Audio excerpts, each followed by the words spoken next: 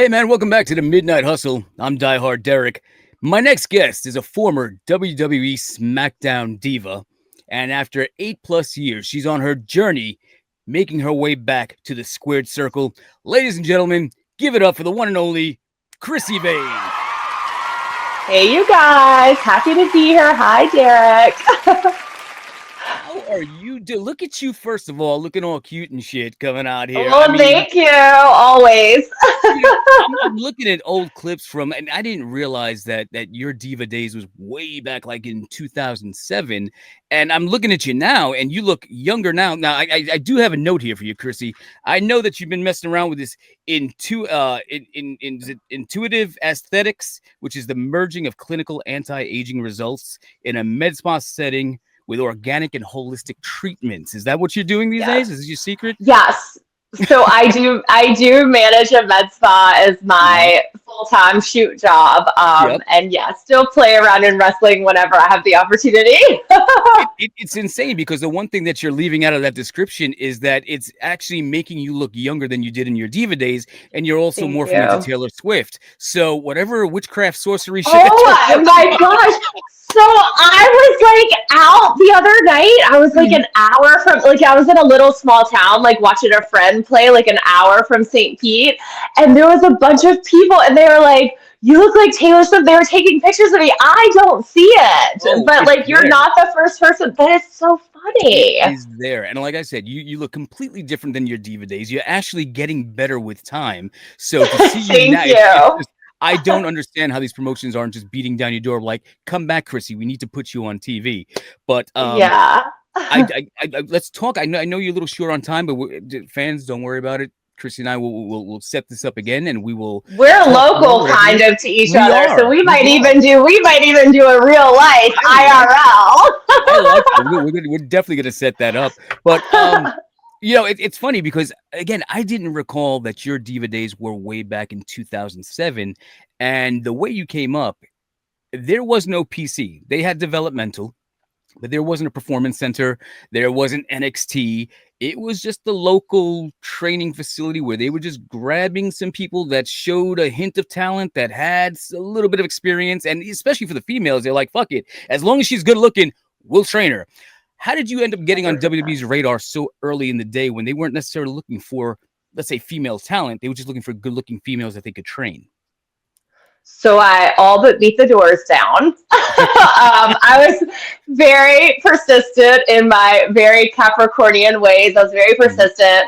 I actually did not have any help, like in the very beginning when I first started getting trials. I just am pretty smart, and I got on Google or whatever search engine we used back then, and I found the address to Stanford, and I made a tape. That was what we had back then, a tape for Tommy Dreamer was who it went to. I did not know who it was going to go to, but it went to Tommy Dreamer, and some 8x10 photos that I printed out at the local Office Depot, and they weren't even professional photos. They were just like me in like a sports, kind of like what I'm wearing now, but I had on like black athletic shorts with like a pink sports bra, and Dreamer called me within a few weeks for my first of many tryouts.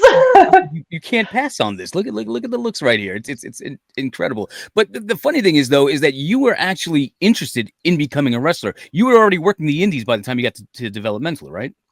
Yeah, by the time I got to developmental, I was already like what we called back then. And I was recently told that this is not a word we use anymore. I just went and did my like first indie show a few weeks ago in like years. And I called a couple of the kids there. I was like, oh, you guys are like indie darlings, like what I used to be. And they were like, what? They were like, what? And I was like, they're like, this is, and they do NWA, so maybe they thought that I was like, it wasn't like a good term since they're technically on TV, but I'm like, but they're like booked. I lost my pod. They're booked for indie shows, every weekend because NWA is not shooting a ton right now. So for me, it wasn't like it was a great term. Like when I was coming up, I was an indie darling by the time I got signed with WWE. I have told people a million times, Amber and I were doing like double shots every weekend making 1,500, 1,700 down in like the mid-Atlantic, Carolinas area, wrestling with, you know, legends of legends, like from the NWA, since that Mhm. was in Charlotte. So we were sort of like, back in the day, we were sort of like like surrounded by legends and surrounded by these legend shows. So yes, I was an indie darling by the time I was 5 years, and by the time I got picked up by WWE. I can't believe they don't use that term anymore because I I remember know, CM Punk was an indie darling. Samoa Joe was an indie absolutely. darling. Now they're like, hey, you can't say that. You can't say midget. They're taking all the good words away from us. It's Right, 100%.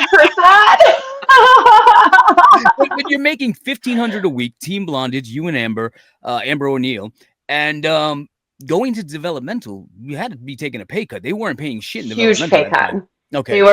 They were paying shit in developmental. So I They didn't let you signed work the for indies on the weekends, right? Just them no. exclusively? Okay. And we went into developmental, we went into Deep South, and there was no TV at the time because Deep South was the Oh, brand new development. It wasn't OVW that was, right. you know, established and had TV. So I went from doing huge indie shows in front of thousands of people at least twice a week Uh-huh. to wrestling in McDonough, Georgia.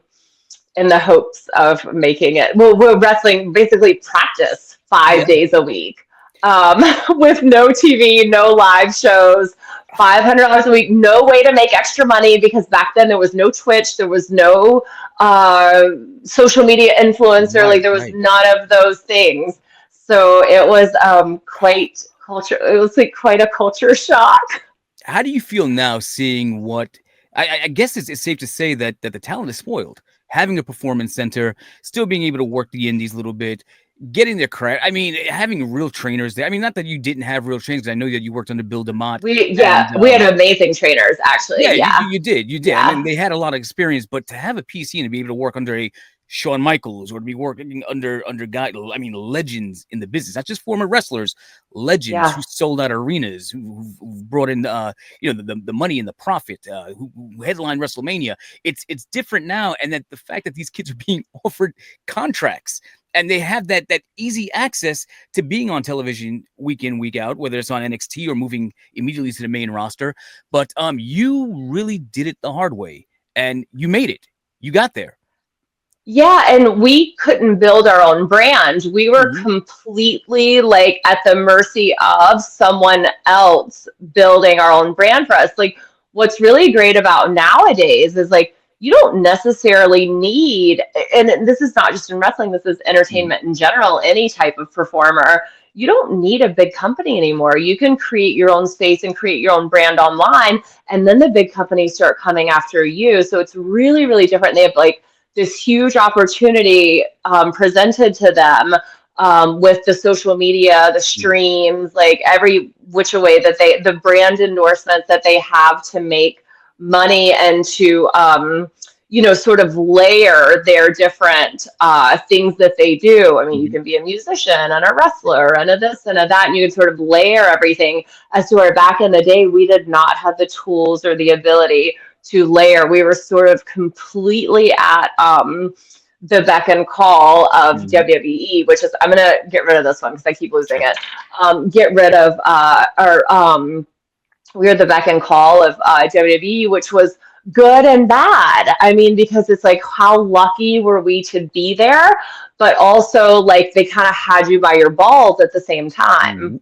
Yeah, yeah. It's. I don't want to say it's easier today. I think it might be even more competitive today. But you came up in a time where a lot of the old school mentality was looking down on female wrestling. So when I used to be the booker of NWA Cyberspace in New Jersey, Yep. there were times where I would hear she's just a fifth ring post, or why are you putting a women's match on the Yeah. card? It's cheapening the product. And I was a Yeah. big advocate for female wrestling. You know, we had the April Hunters, we had the Jazz, we had the Nikki Rocks. I mean, the list goes on and on. But I always sorted out as, I guess, what you call an equal opportunity employer. But I did see the talent there.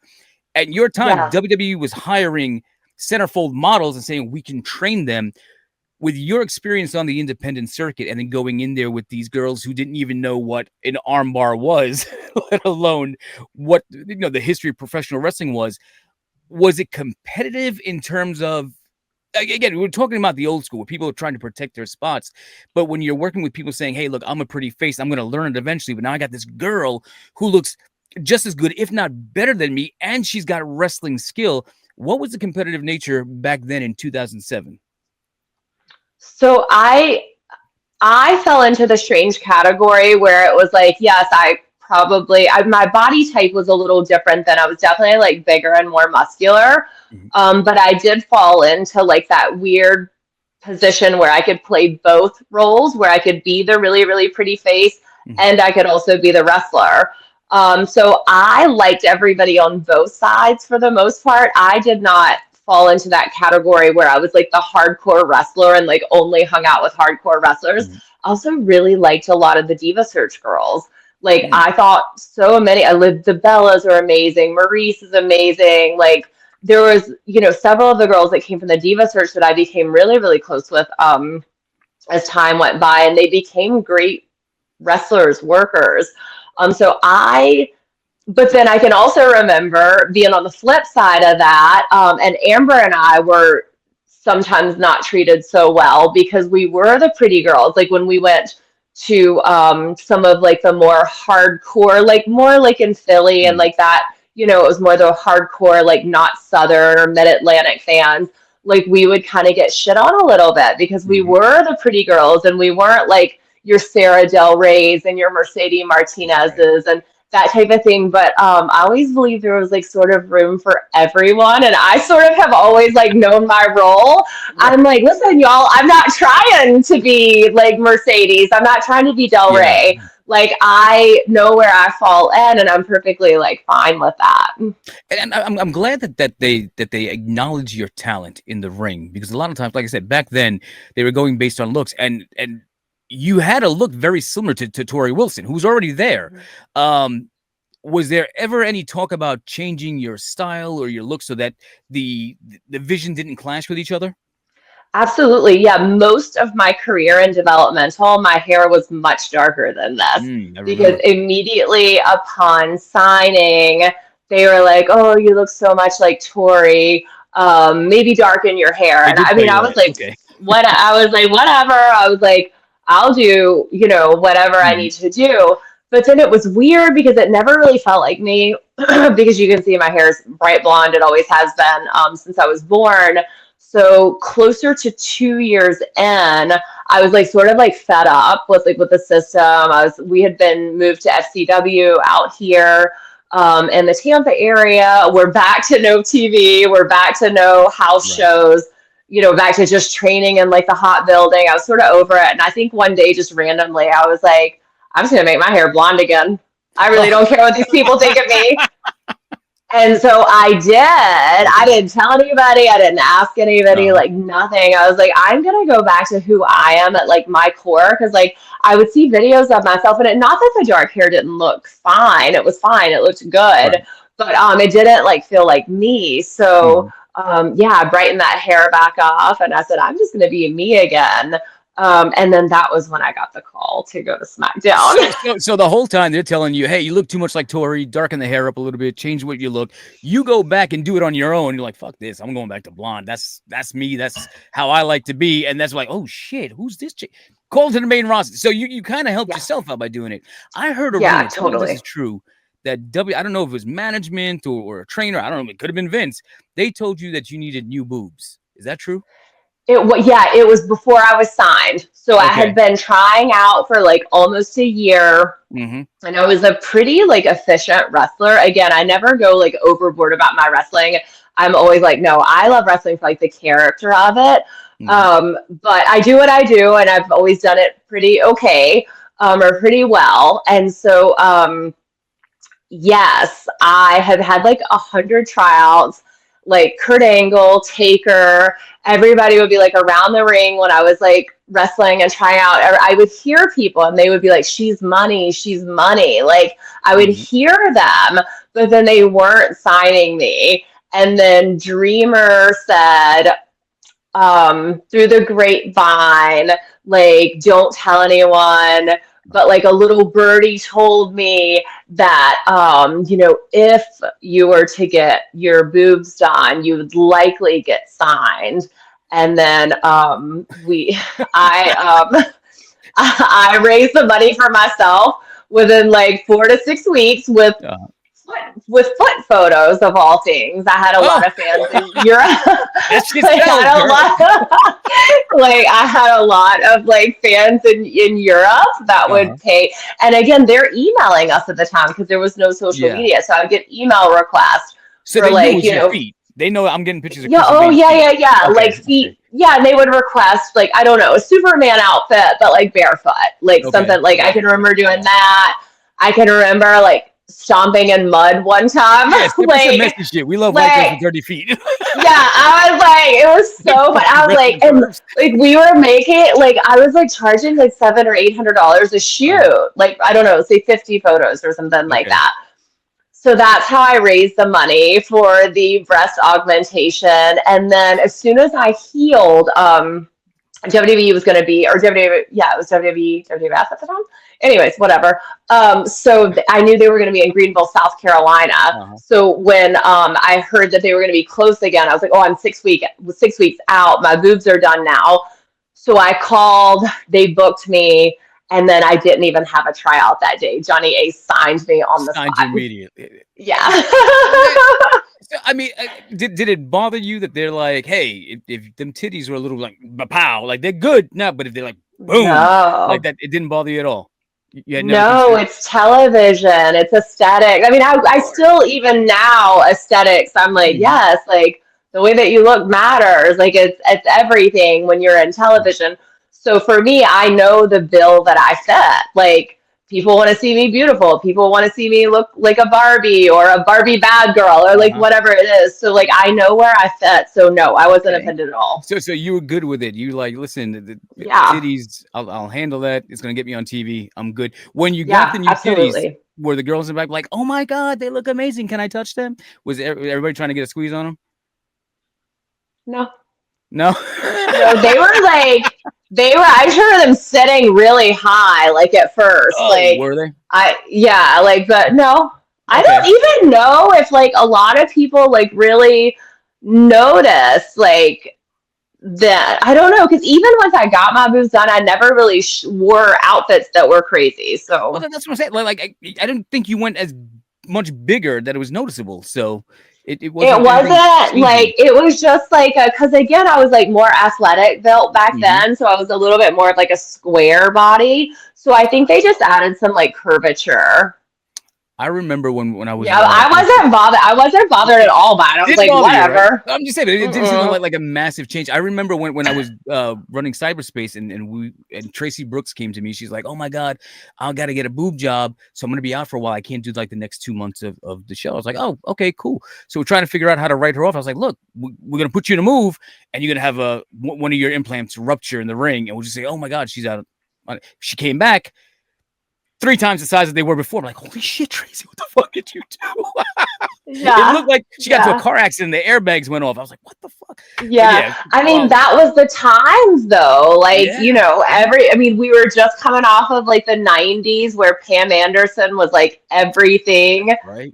We all wanted like the thin bodies with the big Uh-huh. boobs and like, the Pam Anderson look. Yeah, yeah. So I wasn't bothered at all by it. But that was and now I see the girls and they're just as gorgeous, but a lot of them don't have their breasts done now, which is like, I'm like, good for them. Yeah, Like that yeah. now it's like all shapes and sizes. And it's crazy because now the focus is on the in-ring product. So you could have the Yeah. best tits in the business, and they're like, she can't Yeah. work though. So it's just like Yeah. I know. it's crazy Right. how So, times have and changed. it won't be like that forever. It's all Right. like transitional. It'll go Yeah. back eventually. Like, it'll transition again. That's great. So let's go back to your training a minute. So you worked under Bill DeMott, and around the same time where you were in developmental, he was catching a lot of heat for his training style. And then he was let go. I want to say, I think it was January of 2007. It was about the time you were up in Yeah. SmackDown. What was your experiences with Bill DeMott, and did you agree with the criticisms that he's been given as, I don't want to say bullying, but a lot of the hazing that he was doing to the talent? Sure. What was that like? So that was a part of the business back then. Mhm. I'm not saying it's right or it's wrong. I'm just saying that that was a part of the business then. That just came with the territory. So the shift that I had, where because I did go through all the hazing in Deep South, mine lasted 4 to 6 months. It wasn't that long, but it wasn't even bad, like, but I can remember how I shifted everyone.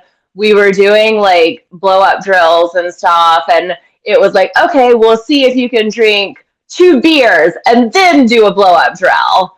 And listen, my North Carolina ass, I said, hand it over. I Beer? said, hand it over.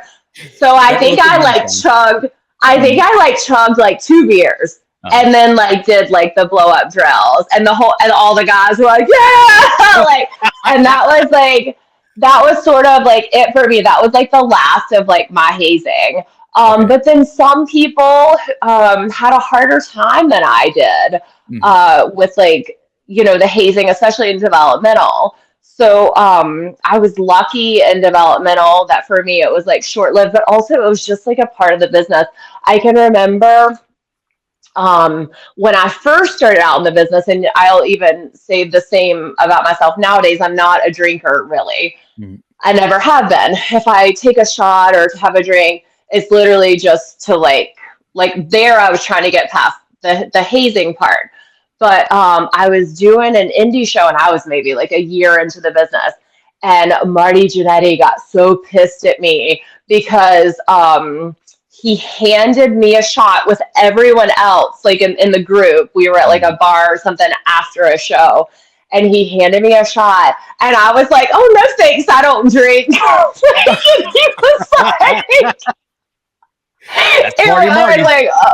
Yeah, I was like, oh, that was not a good thing. He got so mad and like so, and I really wasn't trying to be a jerk. I was like, just Yeah. like kind of fresh off like the turnip truck, like Uh-huh. with like being from like a small town. Like I didn't know any better, and I also still even to this day don't really drink. But listen, now if somebody offers me a shot, now I take it and like Now you do. as a respect thing, and then I just say, oh, I'm good after that. But like Mhm. that was the way of the business back then, and it had been that way for years. Well, I So mean, the business has always been like a fraternity, like a college, frat house. It's a male dominant business at the time. Girls come in, they're like, all right, here's the sorority sisters. But there's a difference between hazing, like you said, take 2 beers and do a blow up drill, and then there's mean spirited hazing, where it's almost like they're trying to sure, push you to your breaking point to yes, see if how thick your skin is, see what you can take.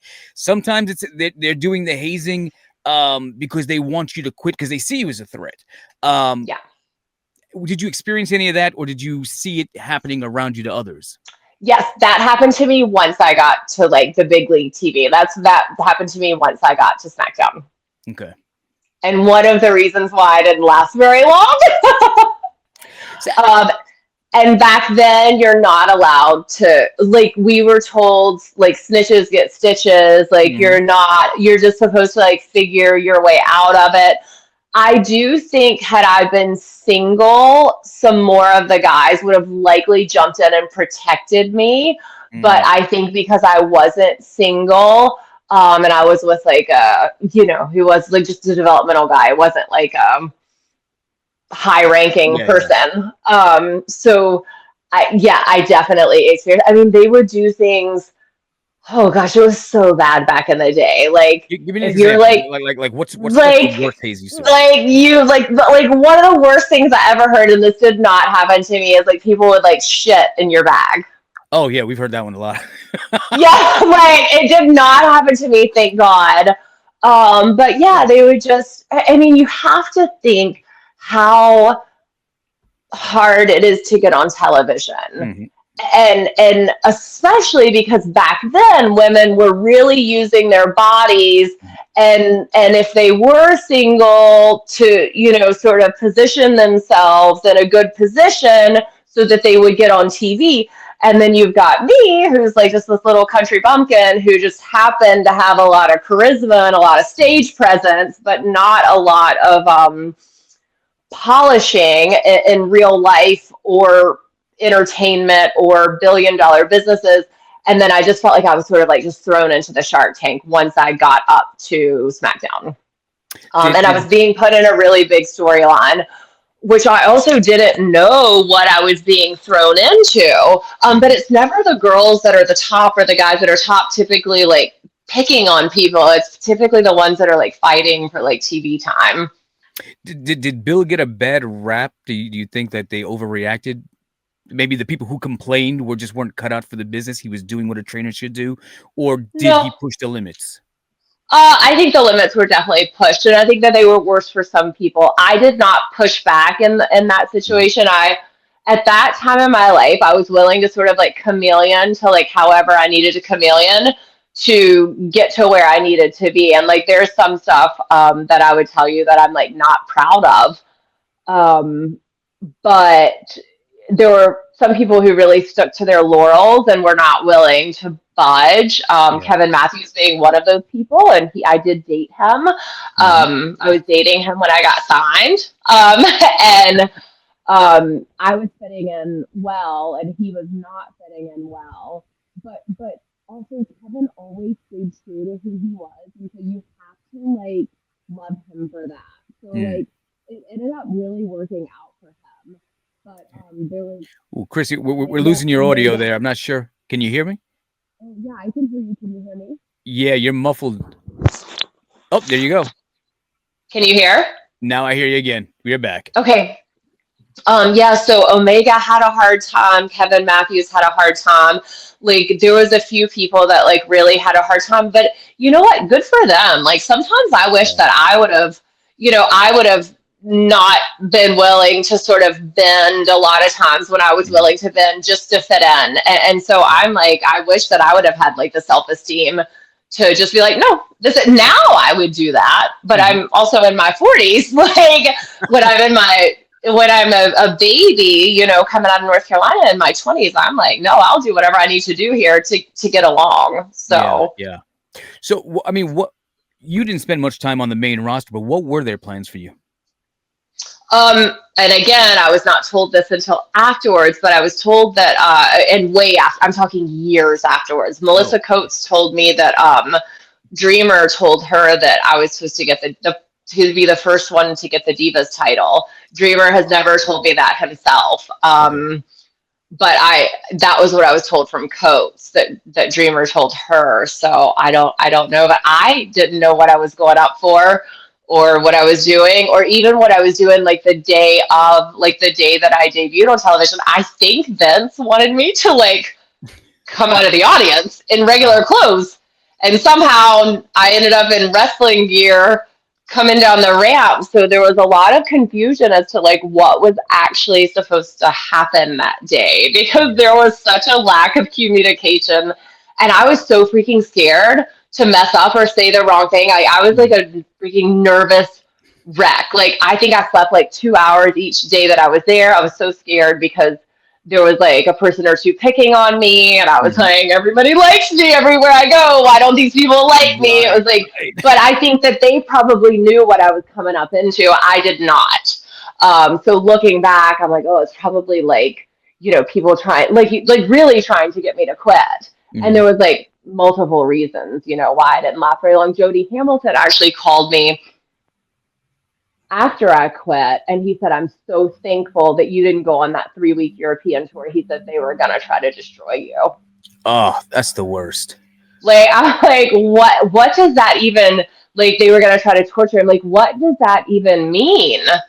Like, and why would I don't know any of these people. Like, why would, like, because we were so separated back then. Yeah. There was no social media where you could kind of like buddy. Now I would be like, oh, Natty and I DM each other. We like each other. Like, oh, me and this person chitty chat. Like, so we like each other. And so I could have this alliance. I was the first one to go up from developmental. So I like literally went up completely by myself, like not knowing a single soul. Wait, and it's terrible there because, I mean, had you gone on that European tour, here you are overseas, across the pond, foreign land, 3 weeks, doing your job, and then you've got people trying to sabotage I'm sure that's eating you up inside. I'm sure you're wondering, and I don't know if you ever found out why you had such a big bullseye or target on your back. I mean, one could only assume because the wrestling business is what it is. But for somebody who currently today is so positive, who gives so much spirituality and so much inspiration, so much energy and healing, for you back in those days, how did you deal with the mental anguish? Because back then there wasn't such a thing as mental health awareness back then. Nobody gave a shit about it. It was just like toughen the Nobody fuck up, gave a shit. get the fuck out, right? But I mean, how did you deal with depression and anxiety in those days, or was it something that you ended up learning how to do later on after it just pretty much sabotaged your career? Later, after it sabotaged my career. Okay. Later, when I quit WWE, so a doctor had given, my anxiety was so high. I was taking like so much Tylenol PM to try to sleep, like, I don't know, 5 to 8 Tylenol PMs a night. I think I was taking, like, a doctor had prescribed me like 150 Xanaxes a month.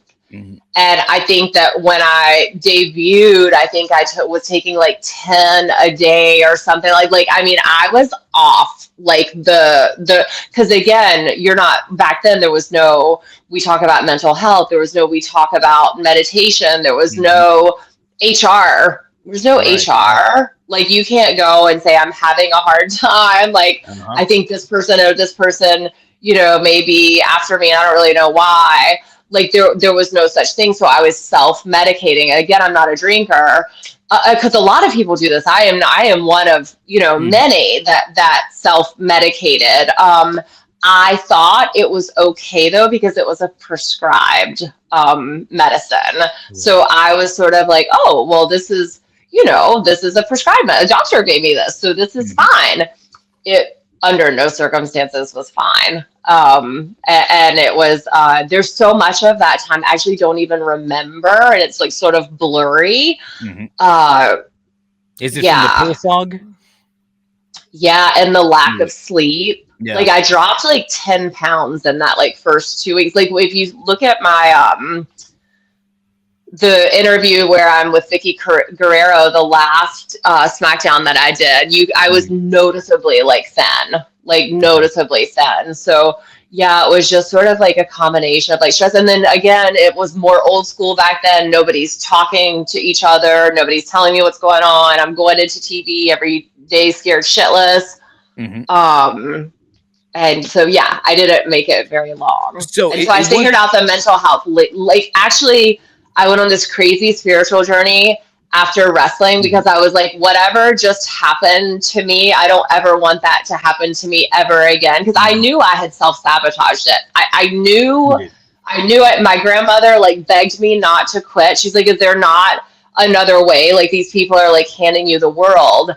And I just felt too scared to speak up as to, like, you know, the pills and the bullying and the inability to sort of handle the pressure that I thought was being put on me, which really, that's just the pressure of being there in general. That's the pressure of being at the big leagues. But again, when you're, you know, a tiny, small town person, I just was not equipped in any way, shape, or form for that. And that's actually a huge part of like what I want to give back now. And one of the reasons why I kind of want to be involved in wrestling from like now until forever, because I would like to be one of those people that people can go to and talk about hard things. Because back then we didn't have anyone like that. And I've done a lot of training, and I've done a lot of spiritual training, and I've done a lot of self-evaluation and shadow work as to like, well, what childhood trauma did this stem from? And like, why did this bother me so bad, but this may not bother, you know, another person? So I think I'd be a really good mentor like nowadays. So it wasn't like word got out that you were having a problem. You figured it out on your own. I don't even think people now know. They didn't. I think that really, I don't think that anybody, even maybe now because of the internet and stuff, but back then, I mean, because I've just started to like talk about it, because for years I didn't talk about anything. So, yeah. But you And I think you're the first self-identified person that I may have told about the pills. the We Xanax. talked about the bullying and stuff. Yeah, the Okay. Xanax. Other people have asked me about like bullying, getting picked on, that kind of stuff. I think you may be the first person that we've discussed. Like, 'cause I think everyone knows I'm like, I don't really drink. Mhm. But like Xanax was Right. a Right. thing for me. Like, No, yeah, and that's the thing. But like I said, yeah, you self-identified like this is becoming a problem, or this is becoming, yeah, it's going to get there, and at some point, yeah. my body is going to start not necessarily rejecting the Xanax, but 8 or 10 a day is not going to be enough for me. I'm going to need a lot more than that. And before you No, got to that when level, you're you're like, let me get taking the yeah. 10 a day, I mean 10 a day and I was functioning. Like Mm, that was like what was so crazy is like I just felt normal. So I was like, woo, if I stay here like and don't change like something about my life, like I'm gonna die. yeah, Um yeah. Addiction does run in my family. I don't have an addictive personality. So I could definitely like recognize it.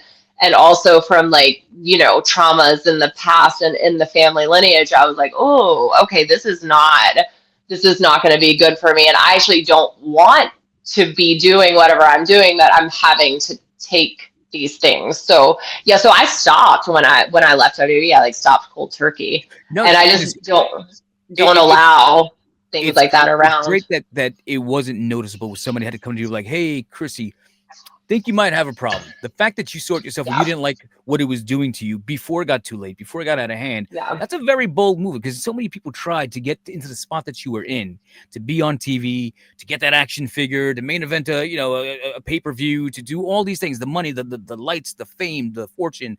And you're like, my health is more important than all that. I can go do Well, something else. yeah, Yeah.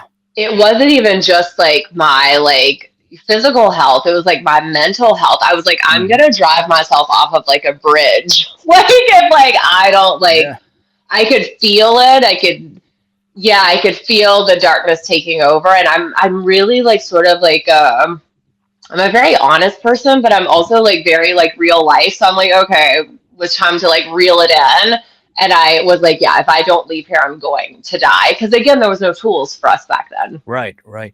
At this, so I don't know how many people know. I'm sure it's common knowledge, but you were married to Connor of the Ascension. Were you Hmm. married to him at the time where you were on the main No. roster? It was afterwards. Yeah, no, no, no. We were in like Okay, a newer relationship at that time. The relationship okay. did start in developmental, which again, that was like, Mhm, like not really looked upon good back then too. And we had to like kind of keep our relationship a secret for mhm. a long time. And I think, like I said, even I think when I was there, had I been single, I Mhm. think that there would have been higher ups that would have potentially stepped in to protect me from other things that were going Yeah, on. yeah, But yeah, yeah. married him much, much later. Okay, okay. Was it because that's something that it's so easy to date somebody in the business. You're constantly on the road. It's kind of hard to have that long distance relationship with somebody at home, trying to understand what you do in the world of entertainment. So usually when you're fraternizing with the people that you work with, it's easier because they're like, well, I see you every day. We're on the road every day. It's easier to build a relationship. But there's also a, dare I say, competitive nature there too. And you've seen it with the Chris Candidos and Tammy Sitches, the Mark Merrows and the Sables, where sometimes the female starts outshining the male talent. And that talent can't get over, but she's getting over because she's hot. She got the new boobs. She cuts the promo. The people want to buy her merch, and he's still trying to get over. Did you ever find where maybe there was a wedge put into your relationship because there's a competition going on between the boyfriend, girlfriend, husband, wife? I definitely did not see it at the time, but looking back, I definitely think that there was probably some of that. Okay. I don't think that when you're in things, like you can see things so clearly, but potentially, like we've never discussed that. Like, I don't know. But I definitely now feel like I shine much brighter and shine much more vibrantly as a sovereign Yeah. being. I can speak my truth and kind of live and do and be how I want to be. And maybe that was self projection. Maybe that was because in Mhm. my mind, I'm trying to make someone happy. Like, I actually don't know where it was coming from, but I definitely could see that dynamic for sure. And Yeah, I yeah. would, likely. But then here's the thing about dating in the business, though, is like we're like all misfits. Don't you think that? Of Like, so, like, course. it's really hard in real life, like, to find. You know, Like, when I was booking cyberspace, they'd ask me, "Hey, what's it like being around all this talent?" I was like, "It's like babysitting a bunch of grown men. It's like having all these like when you were in school and they had the special ed classes, and you're like, oh, I got a yeah. substitute teacher these motherfuckers for like the next couple of hours. Great, I can't wait." So it's because I will say, like, in the uh, past 2 years, I've tried to, like, I haven't dated much, but, like, yeah, I've tried to, like, go out on dates with, uh, like, normal, normal like like, normal civilians. Chameleons, chameleons, is that what you said? I'm like, okay, yeah, I don't, we have nothing in common. 'Cause I'm like a misfit, like a black sheeper. Like, I don't know. There's something like eccentric and sort of interesting about most people in Yeah. wrestling. So like, I definitely get it. Like, why? Why people within the business definitely date each other, because I've Yeah, not had good luck. I've not had good luck out there in the real world. but the thing is, there's not much luck in the business either because, like I said, if one's getting over and the other one's not, there's going to be a sense of resentment. And usually, when it's a Sure. couple, it's the female that's getting over more than Yeah. the man. And it's just, yeah, there's more of a competitive pool out there because it's a male-dominated business. But if she goes out there, and again, I take back I go back to Chris Candido and Sonny, Mark Mero and Sable when she's outselling him. She's getting the bigger contract. They're like, we can't figure it out for you. You're going to be on Monday Night Heat or Sunday Night Heat, whatever the case is. You're going to be doing jobs, working with enhancement talent. We've got nothing creatively for you. That when you got to go home with that and have those discussions and you're watching him bounce off the wall, not knowing what the fuck's going on with his career, what do I have to do to get over? And you're like, I'm doing great. They love me. I'm on the cover of the magazines. That's a very difficult situation to have. And a lot of times For that's what sure. leads to the pills, to the drinking, to the abuse, For whether it's mental or sure. physical. So yeah, Especially because men want to be above. And really, that's the way it. I'm gonna make myself like sound old and like geriatric. no, Like, that's sort of the way the man should be, like a higher level it's than the like masculinity though. It it's takes the talent. masculinity. Like, Yeah. the feminine should look up to the man. Like, I want, like, if I ever date again, like, I want to look up to my man and be like, I want to be like, oh, he's so successful. Oh, uh, he's so cool, and like he can teach me so much. Like, I don't want to be like Jobber. Like, yo,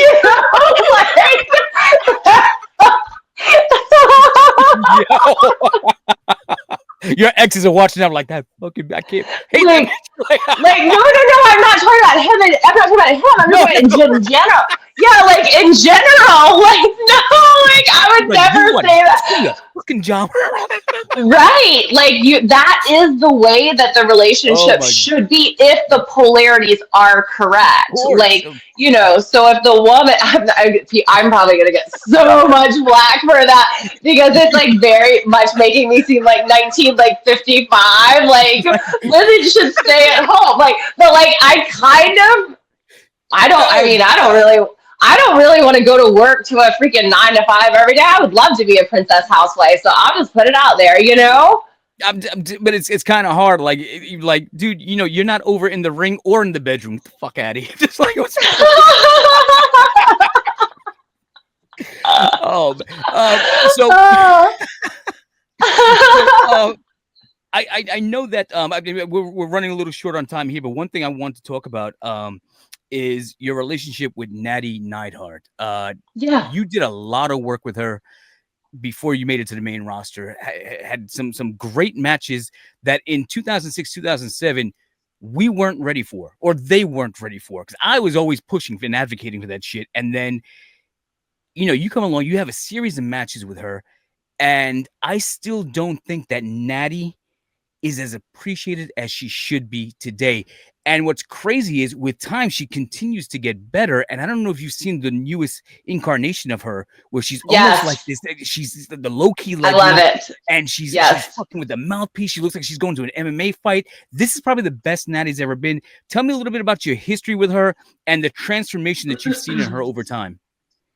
Yeah, I was Natty's first match in WWE. So I got to bring her in, and she was nervous as a cat. And at that point, I was like grizzled. Like I had been in developmental like a long Mhm. time, like wrestling every day. Was really very, very confident in my skills at that time, comfortable in Deep South. So by the time Natty came along, I was in a good space and in a good spot with I loved like Deep South. Like once I got past that initial, 6 month haze. But she was so nervous, and I was like, girl, we got this. Because that's the thing about me, like very rarely, like I'm pretty always gonna be like pretty like laid back, pretty chill. I'm a very hard worker, but like I was like, girl, we got this. Like and I was confident, and I knew we were gonna do it. And so yeah, we just went out there and led each other. And now with me coming back in and not being as conditioned as I could be, because my this most recent wrestling match came like 10 days after I was like at an NWA show and seen at an NWA show to Mhm. support friends, and then all of a sudden bookings. Oh, are you taking bookings? I'm like, shit, I'm not ready for bookings. Really? But Natty and I have talked recently, and it was like, okay, so girl, if you're gonna do this, like, come on up to the dungeon, and like, we'll get you conditioned. We'll get you conditioned again. That's what I was So, gonna ask you because yeah. Natty and So TJ are. it's like now she can like sort of. I don't want to say return the favor because she would offer me so much more than Mhm. like I ever offered her. But like she's like, come on up. Like she's like, we got you. So I we would have always had a love to great see. relationship. I'd love to see an updated Krissy Vaine Natty Neidhart match. I mean, Yeah. don't get me wrong. You're great in the ring. I'm almost afraid for you to get into the ring with her now. She's a fucking pit bull. She goes. She Yeah. is like the transformation that she has gone through over the last Yeah. maybe 3 years. I mean, holy shit, she's a totally different person. And like you Yeah. said, they've got the dungeon here in Tampa. I'd love to see you Yeah. get in there, getting to work out with Oh, I'm we might going. lock it up Yeah, again. we've just gotta find some time. Yeah, I'm going because I'm really busy over the next few months. Mhm. Again, weird things just started happening, and like I'm like, what is happening? Is wrestling? Is God trying to give me back what I lost? Yep. Like, because I do believe in karma, Mhm. and I do think that if you lose something and the timing's not right, that if you've kept your actions right, and I've been a decent person, like I've been a good person, I do think that God tries to like fill those voids for you. So yeah, I'm definitely going to the dungeon soon. Yeah. And it's gonna have to be soon because I'm busy the next few months. All right, all right. We're looking forward to seeing more of that. We want to document that and your comeback trail. Yes. There's so much more that I want to talk to you, and I know the clock is ticking.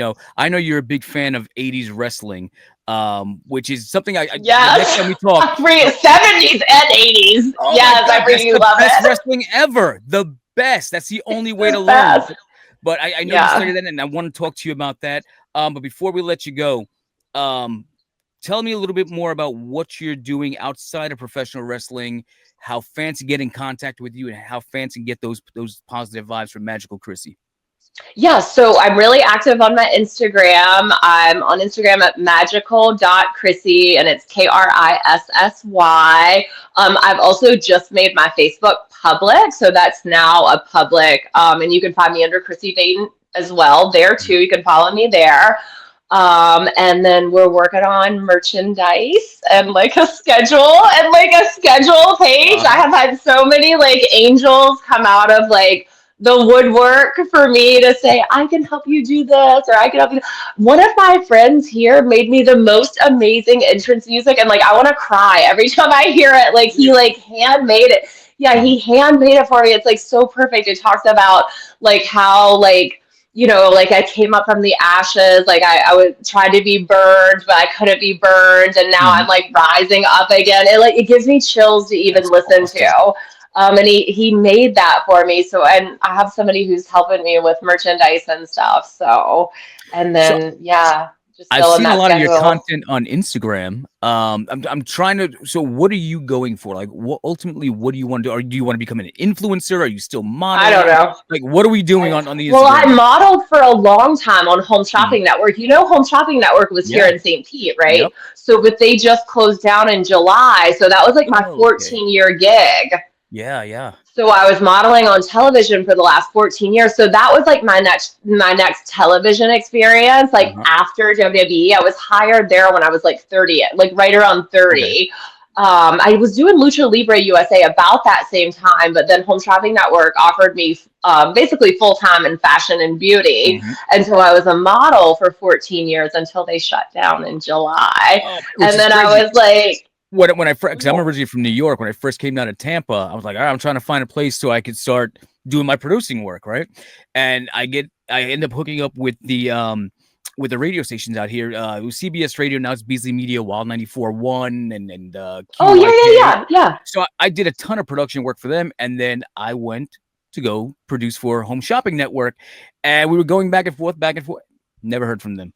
They can never commit. They would want me on a Oh, schedule where they're like, "Hey, we'll call you when we need you." I'm like, "Hey, I got bills to pay. I can't be like, hey, I'll pay you when I'm able to pay you. I need something yeah. more consistent." But So you were I definitely did.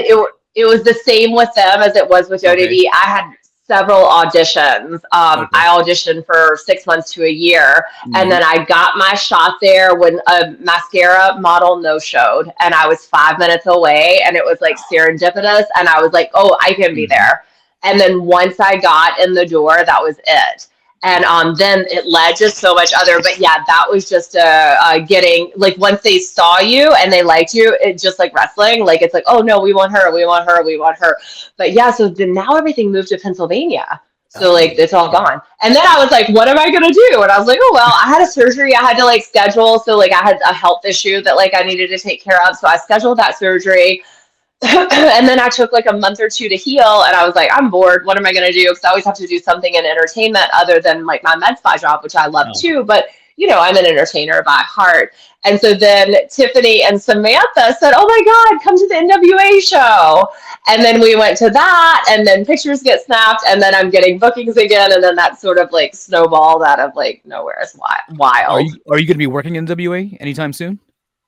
I would love to, but I'm not in the conditioning right now to Mm, work a TV match. So I need to get some indie stuff under my right. belt for a little bit and get some conditioning. But I yes, I would love. I'm a diehard NWA fan, like so from the freaking Carolinas, and like yeah, yeah. yes, diehard. So that's what I'm saying is that you are old school wrestling, 70s and 80s. I think the NWA Yes. is perfect for you, and I love going to the shows while they're out here. Well, thank you for saying it was an amazing show. We had the Mm. best freaking time. Like they gave us all the NWA garb and we were all Oh, dressed you got up. swag. Look Like at you. yeah, me and my best friend, she's blonde too. We took my son Elijah. He had his NWA garb. They pulled Elijah up. It was so sweet. Mhm. They pulled Elijah up in front of everyone and like did him as like the kid of the night. It was the best Oh, that's awesome. experience I've had in a long time in wrestling. And I always have good experience, but that one was really special. That's great. Well, I want to see more action of Krissy Vaine. I definitely want to connect with you now that I know we're basically neighbors out here in Tampa.